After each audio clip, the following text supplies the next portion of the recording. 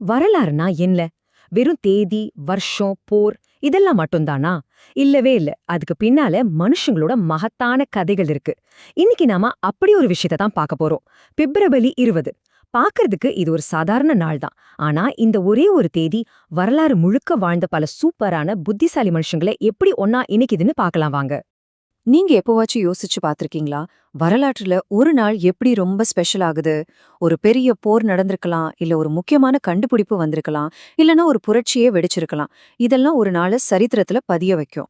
ஆனா சில சமயம் இதுக்கெல்லாம் பதில் இன்னும் ரொம்ப ஆழமா, ரொம்பவே தனித்துவமா இருக்கும்.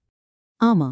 பிப்ரவரி 20ஆம் தேதியை பொறுத்த வரைக்கும் அந்த சிறப்புக்கு காரணம் ஏதோ ஒரு சம்பவம் கிடையாது. அதுக்கு பதிலா அந்த தேதியோட சம்பந்தப்பட்ட சில நம்ப முடியாத வாழ்க்கைகள் தான்.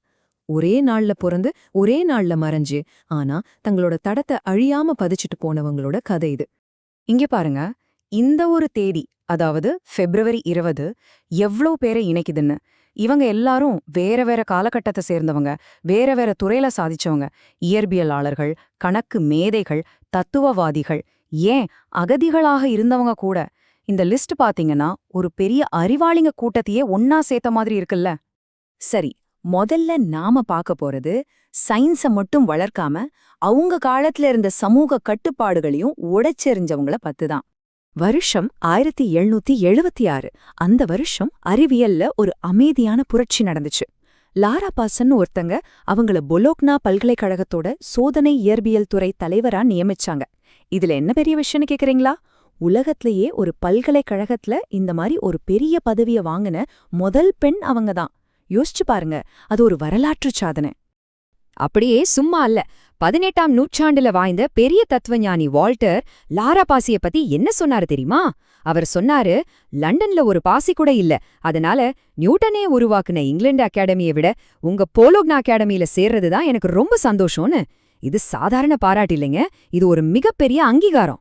சரி, இப்ப பாசியோட இந்த சமூக புரட்சிய நம்ம நவீன காலத்துல வாழ்ந்த கணித மேதை ஜான் மில்னரோட வேலையோட ஒப்பிட்டு பார்க்கலாம். பாருங்க, லாரா பெண்கள் படிக்கிறதே கஷ்டமா இருந்த ஒரு காலத்துல தடைகளை உடைச்சாங்க.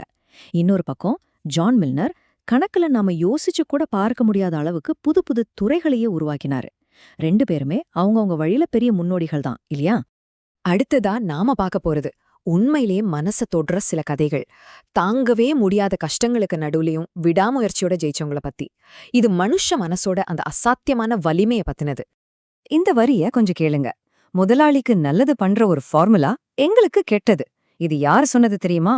ஸ்டாலின் காலத்து ரஷ்யாவுல வாழ்ந்த போரிஸ் டிராக்டன்பிராடுங்கிற விஞ்ஞானிக்கு அவரோட சக ஊழியர் எழுதின கடிதத்துல இருந்த வரி இது. அவர் செஞ்ச ஆராய்ச்சிக்கு எவ்ளோ பெரிய அரசியல் கண்டனம் வந்திருக்கும் காருங்க. அவரோட வேலை அவரோட உயிருக்கே ஆபத்தா மாறிடுச்சு. இன்னொரு கதை, மத்யாஸ் லர்ச். சின்ன வயசுல நடந்த ஒரு மோசமான விபத்தால அவரால வாழ்க்கையில டீச்சரே ஆக முடியாதுன்னு சொல்லி சமூகம் அவரை ஒதுக்கிடுச்சு. உடம்பாலையும் சரி வேலையிலும் சரி அவரால ஜெயிக்கவே முடியாத தடைகள் இருக்குன்னு சொல்லிட்டாங்க. ஆனா என்ன ஆச்சு தெரியுமா? அந்த எல்லா நிராகரிப்பையும் உடல் ரீதியான கஷ்டத்தையும் தாண்டி ஒரு புது பல்கலைக்கழகத்தோட முதல் கணித பேராசிரியரா அவர் உயர்ந்தாரு. இதுதாங்க விடாமுயற்சிக்கு கிடைச்ச உண்மையான வெற்றி. இதே மாதிரி மீண்டு வந்த இன்னொருத்தர் தான் மதன்லால் பூரி. 1947ல இந்திய பிரிவினை நடந்தப்போ வன்முறையால அவரோட வாழ்க்கை தலைகீழா மாறிடுச்சு. அவர் ஒரு அகதியா மாற வேண்டிய நிலைமை. ஆனா பல வருஷங்களுக்கு பிறகு அதே மதன்லால் பூரி கல்வித்துறையில ரொம்ப பெரிய கௌரவங்களை வாங்கி சாதனை படைச்சாரு. சரி, இப்போ வரைக்கும் போராட்டம் நிறைஞ்ச வாழ்க்கைய பத்தி பார்த்தோம். ஆனா சில சமயம் மேதைத்தனம் ரொம்ப அமைதியா அறிவ தேடுற ஆர்வத்துல கூட இருக்கும். இப்ப நாம அந்த மாதிரி சில அமைதியான சாதனையாளர்களை பத்தி தான் பார்க்க போறோம். உதாரணத்துக்கு சார்ல்ஸ் கேலர். இவரோட திறமை வெறும் கணக்கோட நின்னுடல. இவருக்கு மொழிகள், இசை, கலைன்னு பல விஷயங்கள்ல ஆர்வம் இருந்துச்சு. ஒரு ஆல்ரவுண்டர்னு சொல்லலாம். அட, தன்னோட 13 வயசுலயே சீசரோட படைப்புகளை மொழிபெயர்த்தார்னா பாத்துக்கோங்களேன், இவ்ளோ பெரிய விஷயம் அது. அடுத்து ஆர்தர் லீ டிக்சன்.